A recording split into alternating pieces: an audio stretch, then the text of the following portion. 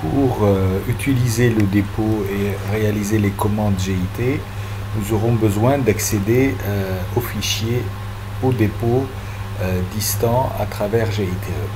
Pour cela, on a deux types de protocoles, HTTPS et SSH.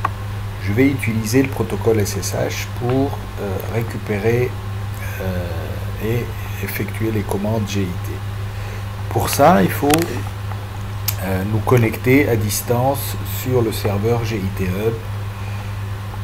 Deux types de connexions SSH existent. Dans l'un des cas, comme tous les logins, vous auriez à passer votre nom d'utilisateur et le mot de passe.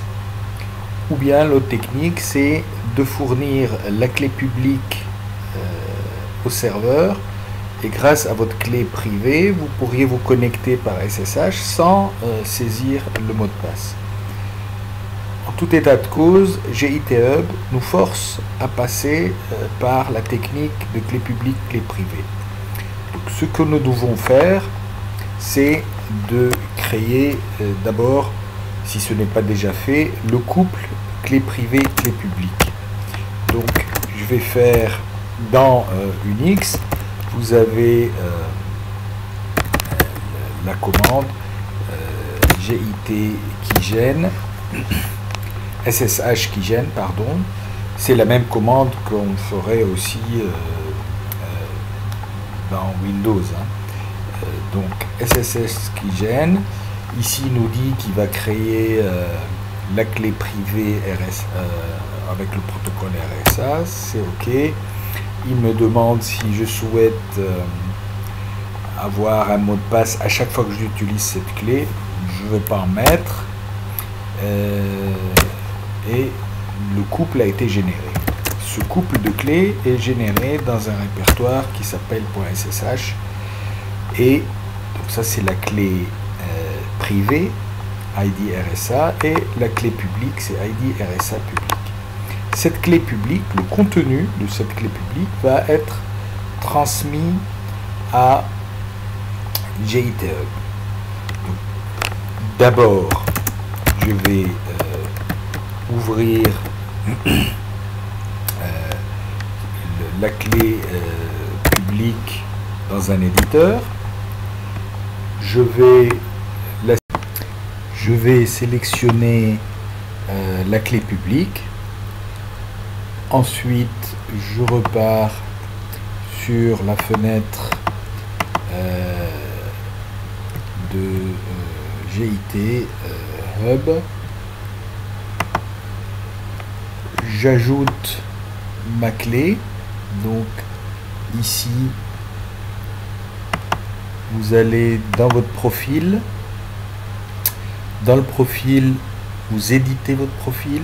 Donc, profil, ici en haut à droite, vous arrivez dans la page profil, vous éditez votre profil. Dans la page édition de profil, ici dans la gauche, vous avez l'onglet SSH Keys. Vous choisissez ceci. Moi j'ai déjà un certain nombre de clés. Vous allez rajouter votre nouvelle clé, Add SSH Key. Voilà, et vous collez votre clé ici. Donc, une fois qu'elle est collée ici, si elle a été correctement copiée, vous allez ajouter votre clé et la clé, elle sera rajoutée.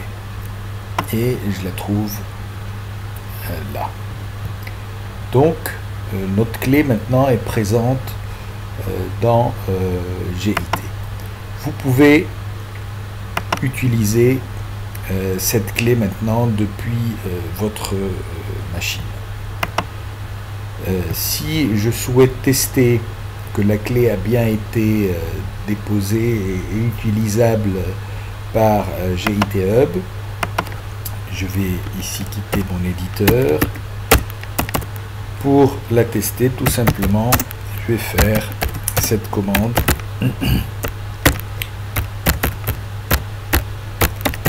C'est-à-dire, je vais me connecter sans interface interactive vers le serveur GIT Hub avec l'utilisateur GIT. Nous attendons que la connexion se fasse. En effet, l'authentification a bien eu lieu. Donc je peux me connecter à GIT Hub. L'utilisateur Pascal Fares ici, c'est l'utilisateur côté GIT Hub. Bien qu'ici je sois localement l'utilisateur PFAS, c'est grâce au compte Pascal Fares de GIT Hub que j'ai pu me connecter. Maintenant que je possède une clé publique côté GIT et que je peux utiliser le protocole SSH avec GIT Hub, je vais faire le clonage du projet que nous venons de créer. Je vais faire ce clonage dans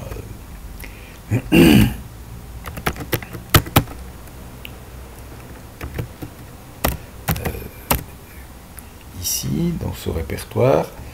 Donc, je repasse à GIT et je vais vers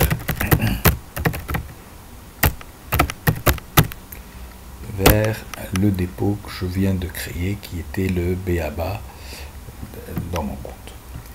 Je copie l'adresse du dépôt et je fais clone. Voilà, si tout se passe bien, et tout se passe bien,